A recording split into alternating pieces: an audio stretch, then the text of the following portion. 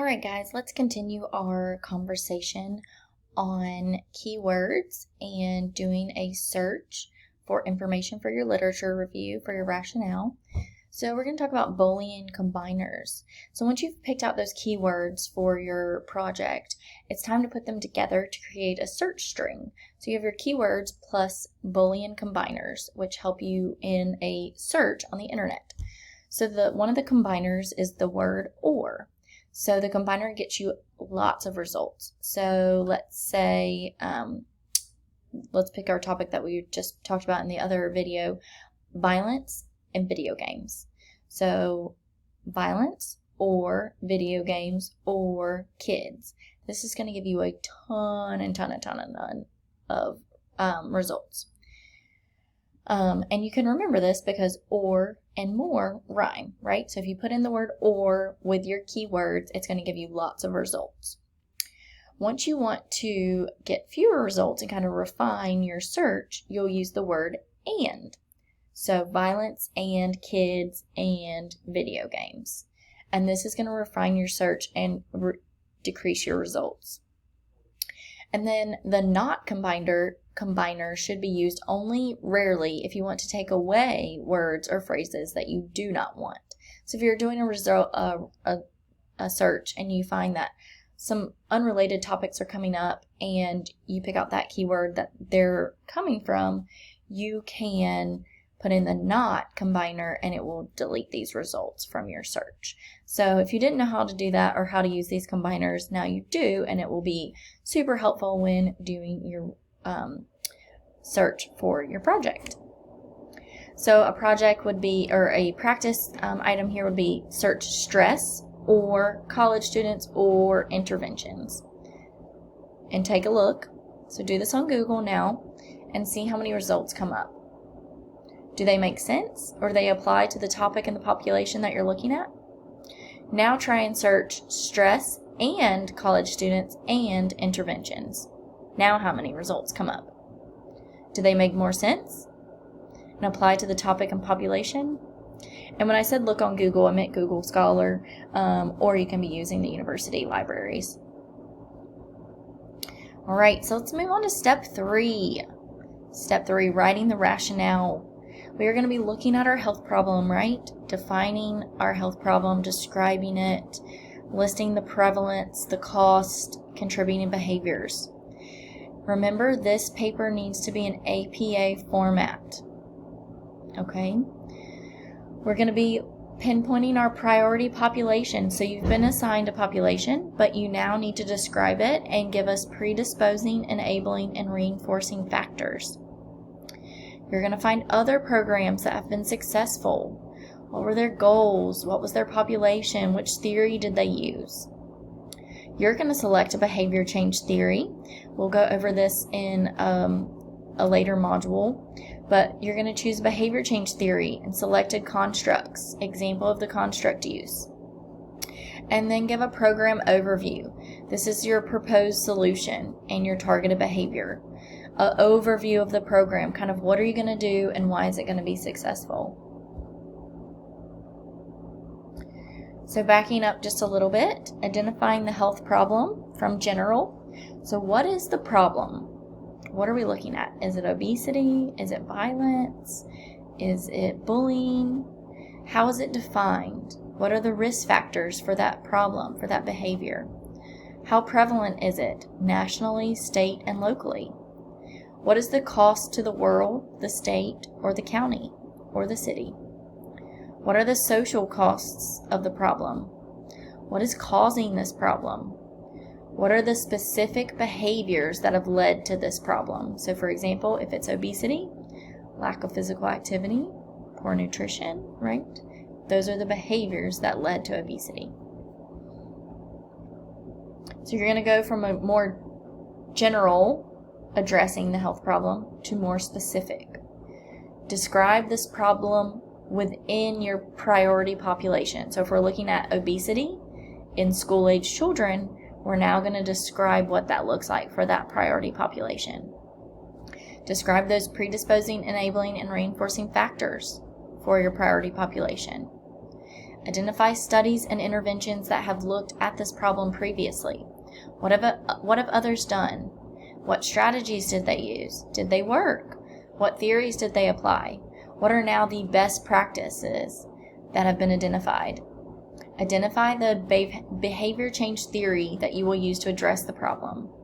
Identify 1 or 2 constructs that will focus in on your program. Explain 1 or 2 sessions and how they will target the constructs you have selected. And this kind of plays into the last thing we just talked about, stating your solution. So what are you going to do? The name of your program, the purpose of your program, what are the goals and the objectives, what is the general overview, what the program may include, who, what, when, where, why. And connect your program to the decision makers. Remember to look up the mission of your decision makers group. So if it's an organization or like a employer, what are their mission goals and objectives for that organization? Does it align with your mission goals and objectives for your program? Show how your program can meet their objectives, right? So if they are, let's take FedEx, they are delivering packages, right, to the masses. We need healthy employees to be able to do that, right? So selling a healthy workforce program should not be too difficult because you can align that with the needs of their organization, that they need healthy employees to be able to deliver all of these packages around the world. So address why it will be successful. Identify the studies or interventions that were similar that had success, and describe what is unique about your program and why it may work even better than some of these other programs. So your rationale is your literature review. The main focus of the rationale is to provide an argument for support for the development of your program. You want people to buy in. So when I read your rationale, I'm going to be thinking, I'm the decision maker. Would I buy into this program? Would I want to implement it in whatever setting that you have chosen? Is it used for the foundation and as support for the new insight that your program will contribute? The focus of the literature review is to summarize and synthesize the information, arguments, and ideas of others. So putting together all of the information regarding your problem and your population and delivering that in a concrete idea of what you're going to do for your own program. All right, and one of the most important parts of your rationale will be listing your references. Where did you get this information? I have to know, and they have to be cited appropriately using APA format. So the final step in creating the rationale is to include your list of references, and all references must be cited in text, meaning in the paper, and all citations in the paper must be listed in the reference page. So they need in-text citations as well as to be listed in the reference page. And you must use APA format. Guys, I cannot stress enough how important it is to learn APA format now. It will help you in all aspects of life. If you go on to get a master's or a PhD or just working anywhere, you will still have to use APA format, not just now in this class. It is a lifelong skill, so be sure to get used to it now. All right, in-text citations. Here is a way to kind of look over how to do that using quotations. So it shows you appropriately here, according to Jones, 1998. And then you give the quotes and you relate what page that's found on. You can also list it as Jones 1998 found, quotes for what they found, page 199. You can also summarize or paraphrase. You don't have to use the quotes and use it word for word. You can paraphrase. According to Jones, APA style is a difficult citation format for first-time learners. So it wasn't using Jones's exact words, but it was paraphrasing what they said, and you're still giving them credit for what they said. Another example, APA style is a difficult citation format for first-time learners. Jones, 1998, right?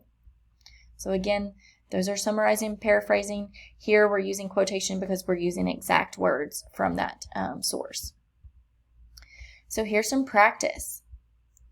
I want you guys to take some time and write out how to summarize or paraphrase this information and cite it in text. So take some time now, get out a piece of paper, and do this little activity.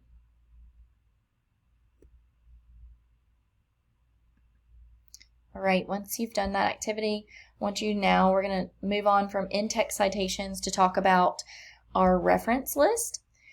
Here are some examples. If you have a single author, how it needs to be written, 2 authors, 3 to 7 authors, an organization as an author, because sometimes the organization publishes, and an unknown author, because sometimes it will be unknown. So be sure to take a look at this as you're moving forward, because you may come across journals that have just one author, multiple, the organization, etc. Here is an example of the reference list using journal articles, books, and also electronic sources. Most of yours will most likely look like these journal articles here, and you may have some from electronic sources. So refer back to this video when you start putting that reference list together, guys. It's going to help you immensely. All right, now it's time for you to get started. So remember, if you've not already done so from Module 1, identify your decision makers, stakeholders, and gatekeepers. Do your computer search, right, on Google Scholar or using the university libraries to find the following things. You must use 3 peer-reviewed journal articles that you will be using in your program rationale. These will not be the only sources that you will have. You will have more, right, from those government agencies and for other articles that you find. You're going to define and describe your health problem. You're going to give the prevalence of your health problem, the cost, and the behaviors.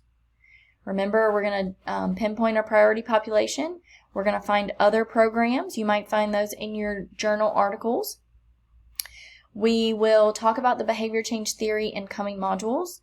We're going to give a program overview and list those references. So guys, this is a lot, but you guys can do it. So get started, start doing your search, find some great references, and let me know if you have any questions as you start working on your rationale.